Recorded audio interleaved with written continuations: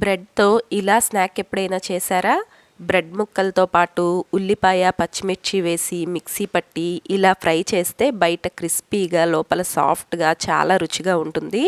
మరి ఎలా చేయాలో చూద్దాము. ముందుగా దీనికోసం 5 బ్రెడ్ ముక్కలను తీసుకుని వీటిని చిన్న ముక్కలుగా చేసుకుని మిక్సీ జార్లోకి వేసుకోండి.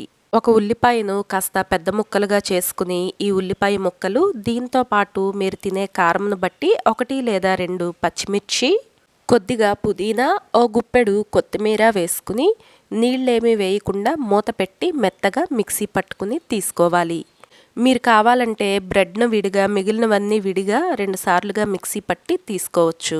ఇలా మిక్సీ పట్టుకున్న ఈ ముద్ద మొత్తాన్ని ఒక గిన్నెలోకి తీసుకుని దీనిలోకి 1/2 స్పూన్ అంత ఉప్పు వేసుకుని ఒక 1/2 నిమిషం పాటు బాగా కలిసేలాగా కలుపుకోవాలి.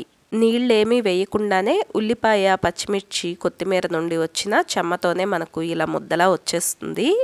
తర్వాత దీనిలో నుండి ఒక పెద్ద నిమ్మకాయ అంత పరిమాణంలో ముద్దను తీసుకుని వీడియోలో చూపిస్తున్నట్లుగా ఇలా అరచేతిలో 4 అంచులను నొక్కుకుంటూ పలకలుగా వచ్చేలాగా చేసుకోండి. ఇలా మిగిలిన మొత్తం పిండితో కూడా మీకు నచ్చిన ఆకారంలోకి చేసుకుని ఒక ప్లేట్లోకి తీసుకుని పక్కన పెట్టుకున్న తర్వాత స్టవ్ పైన వేడెక్కిన నూనెలోకి వీటిని ఒక్కొక్కటిగా వేసుకోండి. ఇవి వేయించుకోవటానికి నూనె మరీ ఎక్కువగా కాగాల్సిన అవసరం లేదు. అలానే వీటిని వేయించుకునేటప్పుడు మంటను మీడియం ఫ్లేమ్లో పెట్టుకుని నిదానంగా వీటిని వేగనివ్వండి. వేసిన వెంటనే గరిటెతో కదపకుండా కాస్త వేగి రంగు మారటం మొదలయ్యాక రెండో వైపుకు తిరగేసుకోండి. ఇలానే దగ్గరుండి 2 వైపులా మంచి రంగు వచ్చేంత వరకు తిరగేసుకుంటూ వేయించుకోవాలి.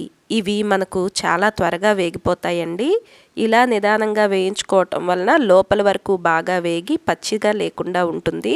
మీరు పెద్ద మంట మీద వేయించుకుంటే చాలా త్వరగా రంగు మారిపోతాయి. ఇలా వేయించుకున్న వీటిల్ని వేడివేడిగా తిన్నా చల్లారాక తిన్నా ఎంతో రుచిగా ఉంటాయి. కెచప్తో దీని రుచి చాలా బాగుంటుంది. అంతేనండి, 10 నిమిషాల్లోనే ఎంతో రుచిగా ఉండే బ్రెడ్తో స్నాక్ తయారైపోతుంది. వీడియో నచ్చితే లైక్ చేసి షేర్ చేసి కమెంట్ చేయండి. ఛానల్ను సబ్స్క్రైబ్ చేయండి.